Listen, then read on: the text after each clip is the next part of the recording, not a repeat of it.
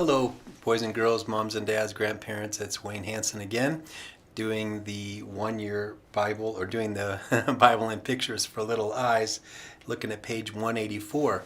Make sure to comment, like, share, follow, and subscribe. You can support us on our Facebook page or mysummitchurch.com.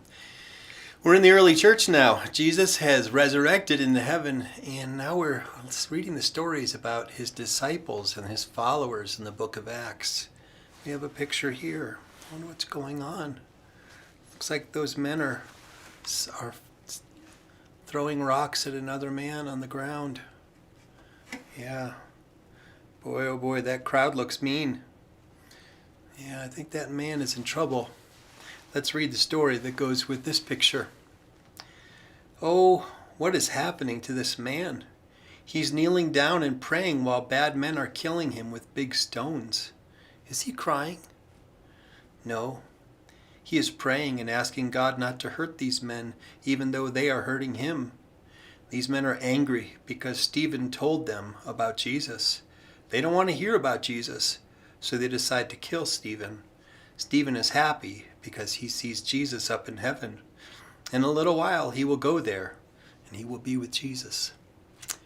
Yeah, this is the first man who ever died for being a Christian. His name is Saint Stephen. We remember him to this day. Many people in the Christian world are named Stephen. I have a brother named Steve. So it's a sad story, but it's also a story of honor because he was the first one to be deemed worthy to die in honor of his faith in Jesus. Well, let's read the questions that go along with the story. Number one, what is this man's name? What do they call him? Stephen. Yeah, Stephen. Why are these men throwing big stones at him?